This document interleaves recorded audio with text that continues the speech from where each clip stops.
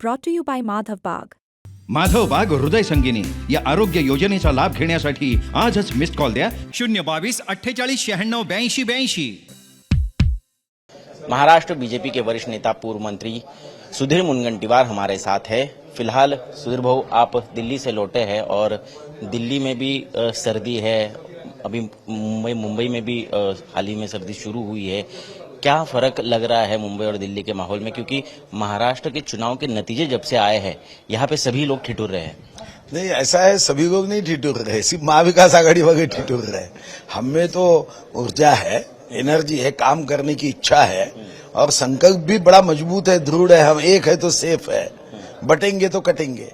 तो जनता ने जो आशीर्वाद दिया है, शुभकामनाएं दी है, लोकसभा चुनाव के हार के बाद हमारे कार्यकर्ताओं ने बड़े परिश्रम के साथ, जो कार्यकर्ता पार्टी का आत्मा होता है, उन्होंने कार्यकर्ता ने पूरी शक्ति झोंक दी।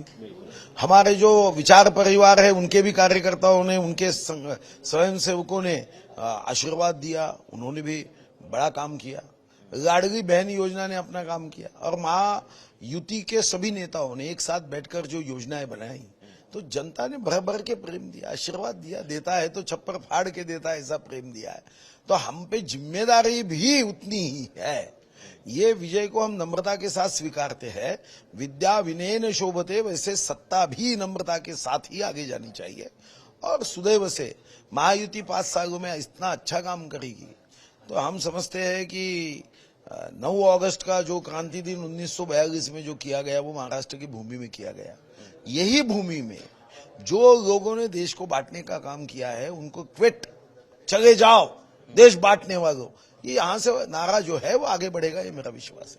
आपने कहा अब एक है तो सेफ है का नारा चला, लेकिन अब शिवसेना के एक विधायक है, उन्होंने भी पोस्ट किया है कि एक नाथ है तो सेफ है। तो कहीं ना कहीं मांग बढ़ रही है कि एक नाथ शिंदे ही सीएम पद पर बने रहे। नहीं, एक है तो सेफ है, ये नारा इतना अच्छा लगा कि उसको जोड़ के उन्होंने यमक बनाया अपनी इच्छा व्यक्त करने के लिए।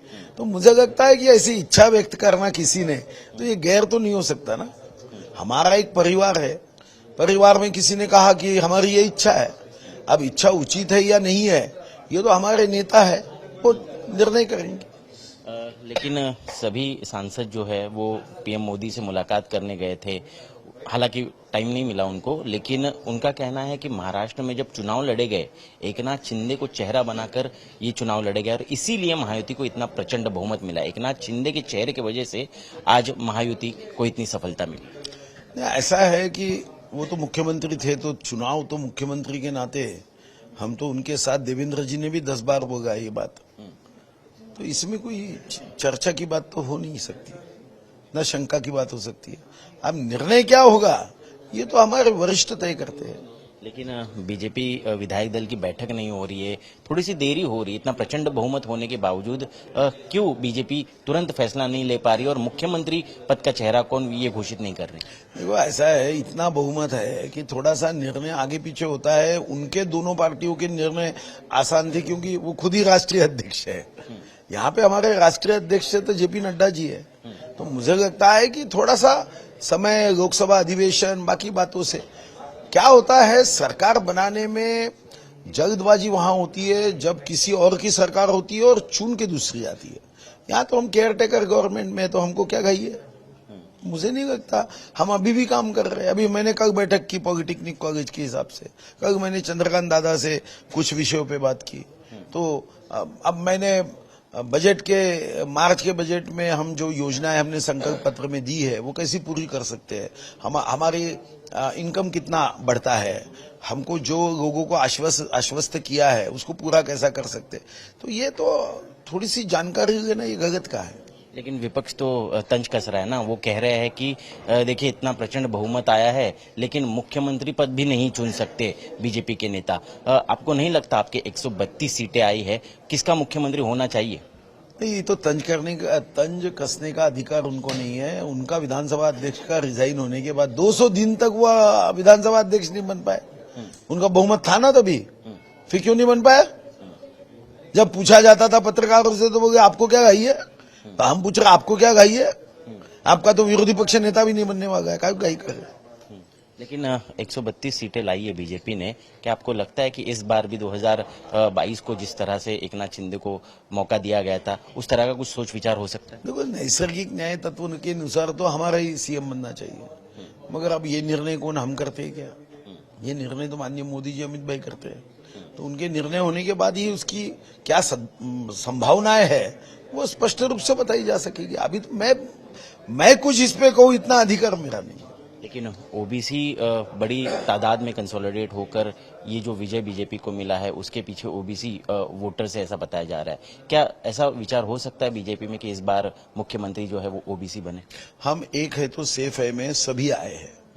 हमको ओबीसी भाई बहनों ने मतदान किया, मराठा भाई बहनों ने मतदान किया, मातंग भाई बहनों ने मतदान किया, यगम भाई बहनों ने मतदान किया, छोटे छोटे जो समाज है उन्होंने मतदान किया, जैन समाज ने मतदान किया, सिख समाज ने। तो हम यहाँ से चुन के कैसे आते?